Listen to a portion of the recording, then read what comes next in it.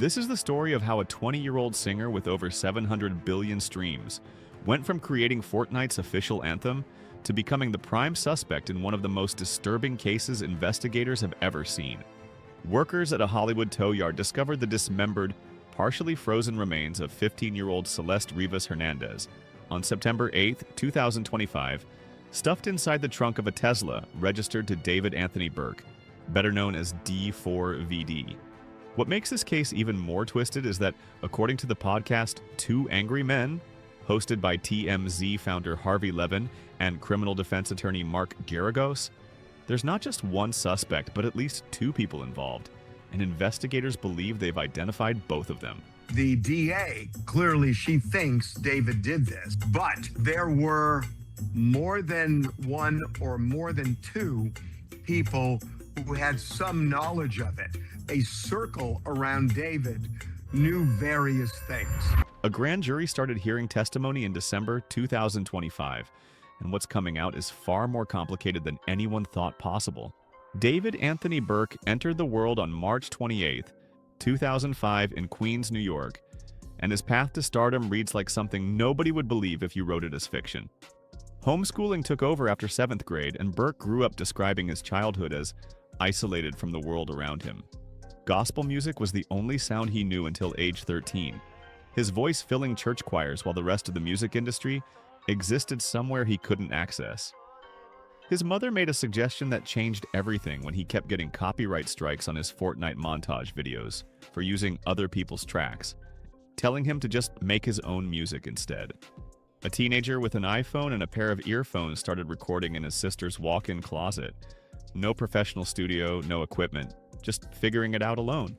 July 20th, 2022 brought romantic homicide into the world, and TikTok turned it into something that completely rewired his existence. The track climbed to number 33 on the Billboard Hot 100 and hit number 3 on the Hot Alternative Songs chart. And by September of that same year, Darkroom and Interscope Records had signed him to major deals. Another song called Here With Me followed and reached number 4 on the Hot Alternative Songs chart, cementing what looked like an unstoppable rise. His sound blended alternative indie rock with R&B and lo-fi pop, creating something that resonated with millions of listeners who found him through their screens. Collaborations came next with 21 Savage on Call Me Revenge and Holly Humberstone on Super Blood Moon, while his music appeared on the Invincible soundtrack and in Arcane Season 2. BMI Pop Awards in 2024 recognized both Here With Me and Romantic Homicide, validating what the streaming numbers already showed. April 2025 saw the release of his debut album, Withered, and he performed at Coachella where a backflip attempt turned into a viral faceplant that had nothing to do with his music. SCA's SOS tour featured him as the opening act. Crocs and Hollister Combiner put him in their advertisements, and on September 3, 2025, Fortnite released Locked and Loaded as their first official anthem, with D4vd providing the track. 5 days later, everything would collapse when workers found Celeste's body. People in the LA music scene kept describing him as super nice, his friends struggling to connect the person they knew with anything violent. The trajectory looked perfect, the kind of success story that gets told in documentaries about how social media changed the music industry. But underneath that narrative, something else was happening that nobody saw coming. Celeste Rivas Hernandez came into the world on September 7, 2009, the first-generation daughter of parents who'd emigrated from El Salvador and built a life in Lake Elsinore, California, in Riverside County. Lakeland Village School counted her among its students, but her teenage years became marked by a pattern that would later haunt her family and investigators trying to piece together what happened. Running away became something she did repeatedly in 2024 alone, with authorities receiving missing person reports at least 3 to 4 times that year. Valentine's Day in February 2024 marked one disappearance, and security footage from March 19, 2024, captured her around 7 in the morning, leaving the Lake Elsinore area wearing a black hoodie and white pants. April 5, 2024 brought the official missing person report when Celeste was 13, last seen at the 33,000 block of Jameson Street wearing gray pants, a black sweater, a hat, and Hello Kitty sandals that would become details circulated in the search for her. The classification of runaway attached itself to her case because of the history, and that label may have changed how urgently authorities treated her disappearance. A problem that highlights how vulnerable kids who repeatedly run away can slip through cracks in systems designed to protect them. May 2024 brought the last contact her family had with her when her brother Matthew said she left to see a movie with someone she called David. And after that, silence. Her mother told investigators about a boyfriend named David, while a teacher made a claim that Celeste had connected with D4d through social media when she was just 11 years old, which would have put D4d at 16. Matthew, her brother, traced the connection back even further to Roblox messages from D4vd when Celeste was 11, and the same teacher reported that Celeste had run away to Hollywood before to be with D4vd, with police finding her and bringing her home to her mother. Photos allegedly showing D4vd and Celeste together before her disappearance exist, including one image of D4vd in Lake Elsinore before she vanished, reportedly just a short walk from where she lived. Both of them had matching tattoos on their right index fingers that said, "Shh." But photos prove D4vd didn't have this ink through August 2024, meaning he got it after Celeste went missing in April. That tattoo would become the key to identifying her remains months later, when her body was too decomposed for other methods. Friends at D4vd's Hollywood Hills home believed Celeste was a 19-year-old USC student, and she appeared at age-restricted venues without anyone questioning whether she belonged there. Whether D4vd lied about her age to protect himself, or whether Celeste deceived everyone herself remains unclear. But the result was that people around them thought they were seeing an adult woman when they were actually looking at a child who should have been in middle school. August 2025 brought a Tesla with Texas plates to the Hollywood Hills Bird Streets neighborhood, where it sat parked illegally for so long that someone finally called it in. Around August 28th, 11 days before anyone would open the trunk, parking enforcement ticketed the vehicle and eventually arranged for it to get towed. 5 days passed with the Tesla sitting in a Hollywood tow yard, just another impounded car and a lot full of vehicles waiting for their owners to pay fines and reclaim them, and then workers noticed the smell. September 8th, 2025 changed everything. When employees investigating the source of the foul odor opened the front trunk, called the frunk in Tesla terminology, and discovered human remains inside the 2023 model registered to David Anthony Burke at an address in Hempstead, Texas. The body had been severely decomposed, dismembered with the head separated and limbs removed and cut into pieces, then wrapped in a plastic bag and left partially frozen in a state that would make determining cause of death nearly impossible for the medical examiner. One day earlier, September 7th, would have been Celeste's 15th birthday, making the timing of the discovery land with the kind of cruel coincidence that feels almost scripted. 8 days later, on September 16th, 2025, the LA County Medical Examiner publicly identified the remains as Celeste Rivas Hernandez through forensic examination and that distinctive "shh" tattoo on her right index finger. The same ink that matched what D4vd had gotten sometime after she disappeared. Cause of death got listed as deferred, and as December 2025 arrived, it remained undetermined because the frozen state of the body created challenges that even experienced forensic pathologists couldn't easily overcome. Los Angeles Police Department's Robbery Homicide Division started treating this as a homicide investigation, while keeping open the possibility that this could have been a drug overdose with someone disposing of the body in the worst way imaginable to avoid responsibility. September 17th brought a fake swatting call targeting D4vd's parents' Houston home, the kind of harassment that happens when internet attention turns dark and people decide to make someone's life worse just because they can. The next day, September 18th, LAPD showed up at D4vd's Hollywood Hills rental in the 13,000 block of Doheny Place with a search warrant, tearing through the $20,000 per month property that neighbors had been complaining about for months because of constant parties and noise. Stephen Fisher, a private investigator working for the property owner, went through the house after police finished and described finding items he called sadistic, things he characterized as capable of causing serious harm, and specifically things you could use to get rid of a person, though nothing technically illegal sat among the belongings. The kitchen held a KitchenAid refrigerator measuring 74 inches tall, 14 inches wide, and 27 inches deep, with temperatures that could drop as low as 8 degrees. Dimensions that meant a human body could fit inside if someone needed to store remains and keep them frozen. Lake Elsinore held a vigil for Celeste on September 21st, with Ailey Naduff, who owns a store in the community, telling reporters that everybody in the community is sad, not just the children, reflecting how her death rippled through the small town where she'd grown up. 2 days later, on September 23rd, D4vd transferred ownership of his Cypress, Texas home to his mother's name in a movie that could be innocent estate planning, or could signal someone trying to protect assets before legal trouble arrives. September 24th saw Celeste's remains finally released to her family, with a memorial and burial scheduled for October 4th, 2025. Late September brought the cancellation of all remaining US and European tour dates, while Crocs and Hollister Kohler scrubbed D4vd from their advertisements, and Interscope stopped promoting his album entirely. The Hollywood Hills rental got abandoned shortly after the police search, and D4vd went completely silent on social media, with no statements from him or his legal team. A silence that continues as December 2025 arrives, and the investigation keeps building.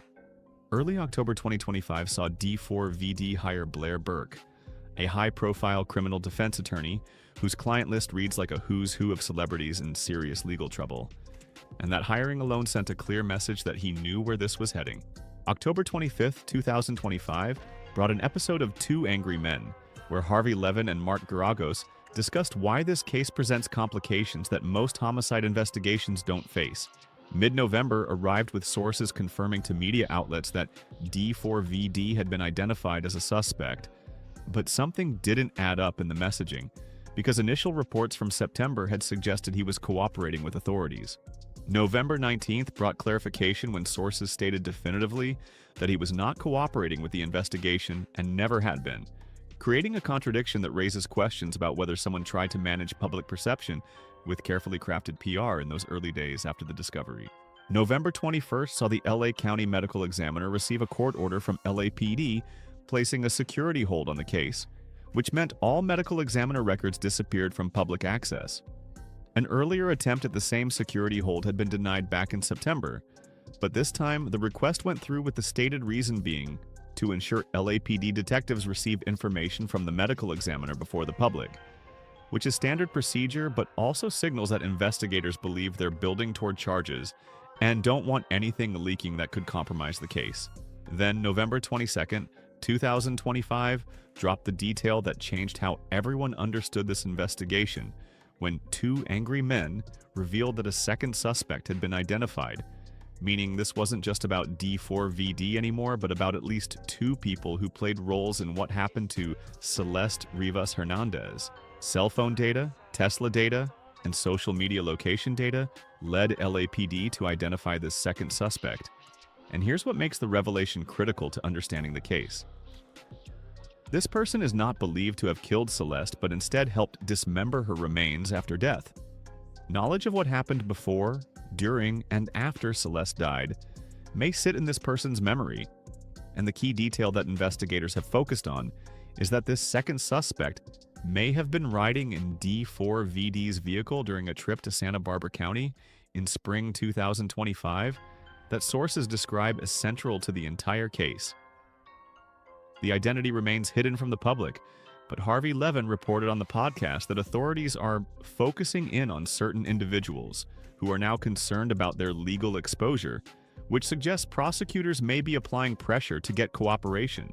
Dismembering a body the way Celeste's remains were cut apart likely required more than one person doing the work, and investigators are trying to determine who did what and when, because the legal consequences change dramatically depending on whether someone helped kill her or only helped dispose of the evidence afterward. Mark Garagos, who built his career defending people in exactly these kinds of complex criminal cases, explained on the podcast just how detailed the digital evidence has become, saying, "They've got this thing down to a timeline that's almost down to the minute, triangulated down to the location. It's social media, cell phone, Tesla, it's other GPS tracking devices. Tesla vehicles collect data constantly through their systems, recording everything from speed and location to video footage from multiple cameras. And when you combine that with cell phone tower triangulation and the metadata from social media posts showing where photos and videos were taken, LAPD has reconstructed movements with a precision that makes lying about whereabouts almost impossible. Spring 2025 brought a trip in the middle of the night to a very remote area of Santa Barbara County, and sources told Harvey Levin that this trip is the key to this case. The moment when everything that came before led to the physical evidence that would later be discovered in that Tesla trunk. Investigators believe Celeste's body was in the vehicle during this drive, and Harvey Levin laid out his theory on the podcast by saying, "I don't think they took Celeste to Santa Barbara County and killed her. If that's indeed what happened to Celeste, whatever happened probably happened somewhere else, maybe in LA, and the body was taken to Santa Barbara County, and maybe the body was dismembered there." The working theory puts her death in Los Angeles or somewhere else, followed by transport to this isolated Santa Barbara location, where someone dismembered her remains in a way that required tools, time, and probably help from another person. The second suspect may have been riding along during this trip, which would explain why investigators identified them through the same digital evidence that tracked D4vd's movements. Tesla data, cell phone data, and social media location data all confirm the trip happened, down to the specific routes taken and the timing of each stop, creating a digital trail that's nearly impossible to explain away. Timing becomes significant when you realize Celeste was last seen in April of 2024 and last contacted her family in May 2024, but she's believed to have died in spring 2025, though nobody knows the exact date yet. That gap represents an entire year from spring 2024 to spring 2025, where her whereabouts remain unclear. A year where she existed somewhere but nobody reported seeing her. A year where she was alive but hidden from everyone who knew her before. And that missing year raises questions about what her life looked like and whether she was being held somewhere or living willingly with D4d while pretending to be someone she wasn't. December 2025 brought grand jury proceedings with Deputy District Attorney Beth Silverman presenting the evidence to determine whether charges should be filed. LAPD Chief Jim McDonnell appeared on Good Day LA on December 8, 2025, but declined to comment on any case details, explaining that disclosure could jeopardize the investigation process, which is exactly what law enforcement says when they believe they're close to making arrests and don't want anything public that could give suspects time to coordinate stories or destroy evidence. Monday, December 9th, 2025 saw Robert Morgenroth testify before the grand jury for the entire day, and Morgenroth's position in D4vd's world makes his testimony crucial because he serves as general manager of Mogul Vision, which is D4vd's record label, and president of Zara Brothers Travel, which handles D4vd's touring, making him essentially D4vd's manager who would have known what was happening in the singer's life. Someone overheard Morgenroth telling his lawyer that Beth Silverman had been very pushy on why I didn't call police. And his response captured on that overheard conversation was, "I said I feel like I didn't have the responsibility to do that, and just wanted to continue with the tour." That statement sparked immediate controversy because it raises ethical questions about what responsibility people in the music industry carry when they become aware of potential criminal activity, and Morgenroth apparently had information, or at least suspected something, but chose not to contact authorities because keeping the tour running mattered more to him than reporting what he knew or suspected. 3 days of testimony from Morgenroth suggests prosecutors spent considerable time questioning him about what he saw, what he knew, and what he chose not to report. Wednesday, December 10th, 2025, brought a problem when a female witness failed to appear for her scheduled grand jury testimony, prompting Beth Silverman to announce her intent to request a body attachment, which is legal language for forcing someone to testify by having law enforcement physically bring them to court. This witness shares the same attorney as Robert Morgenroth, a lawyer named Evan Jennis, which suggests these two witnesses may have coordinated their legal representation because their knowledge overlaps in ways that could implicate them both. The identity of this female witness hasn't been revealed publicly, but her refusal to testify signals that she has information damaging enough that she's willing to risk contempt of court rather than answer questions under oath. Forensic evidence from the body itself sits at the foundation of the case, though the decomposed and frozen state has made determining a cause of death extraordinarily difficult for the medical examiner's office.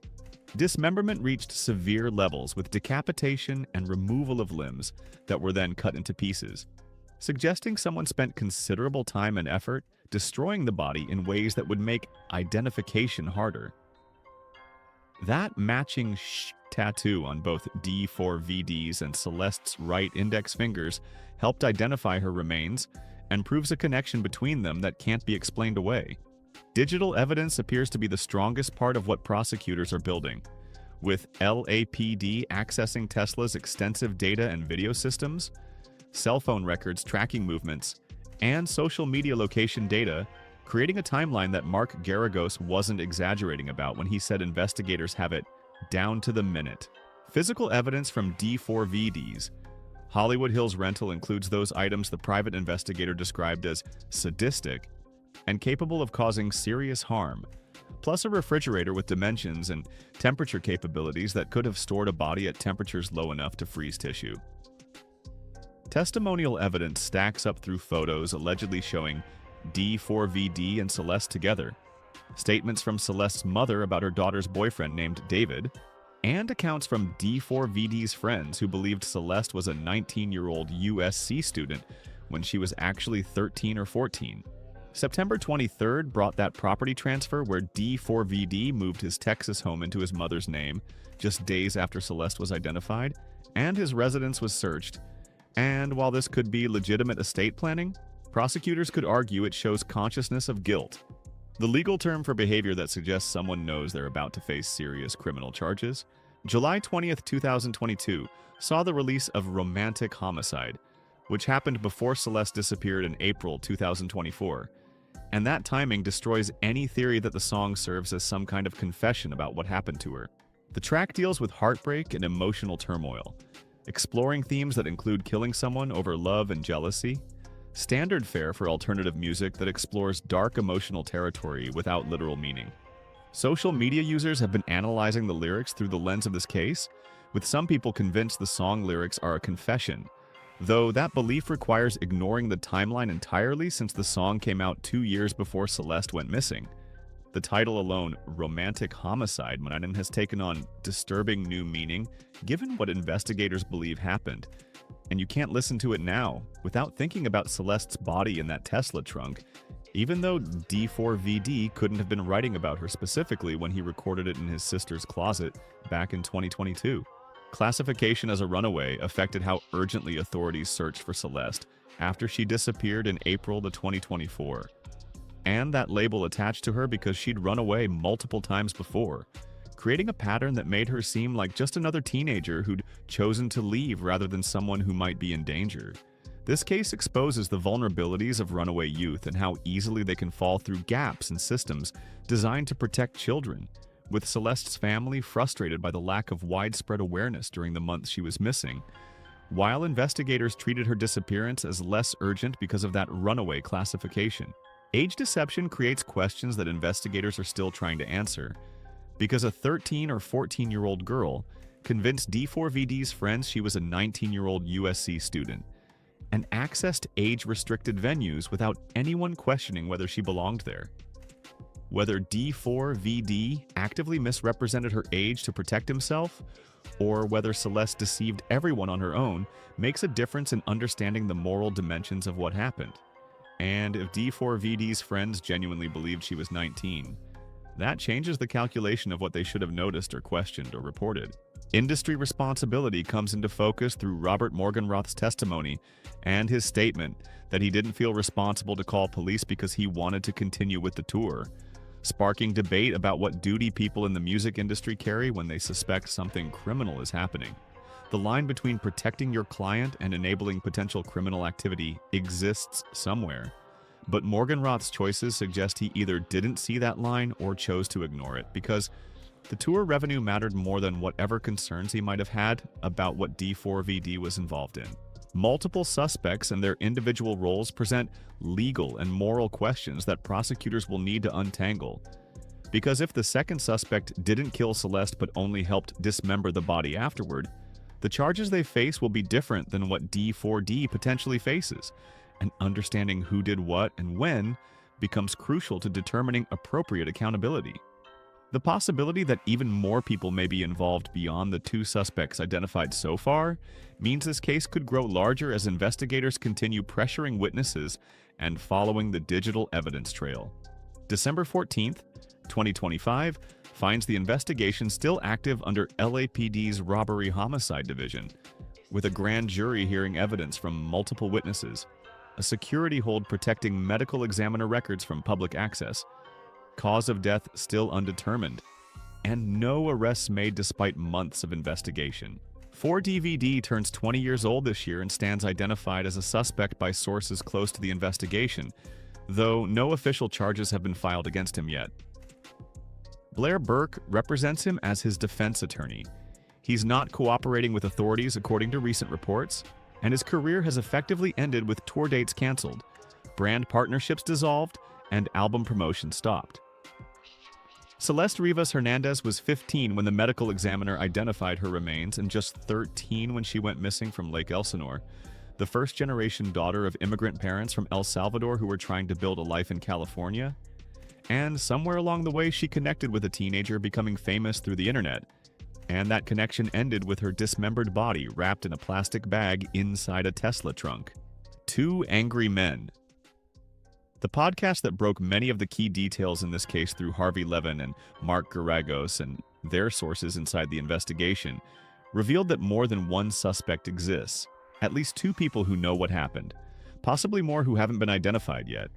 Someone knows exactly what happened to Celeste Rivas Hernandez between April 2024 and September 2025. Multiple people know the full story, and the question now is whether they'll talk, whether the grand jury will issue indictments, and whether justice will be served for a 15-year-old girl whose life ended in the most horrific way imaginable. That foul smell at a tow yard started an investigation that became one of the most complex and disturbing cases LAPD has handled, and the story is still unfolding right now in December 2025 as prosecutors build their case and a grand jury weighs the evidence presented to them. Nothing about this is over, and the next chapter could come any day when arrests are made, or charges are filed, or new suspects are identified, keeping everyone watching and waiting to see how this tragedy resolves in the legal system.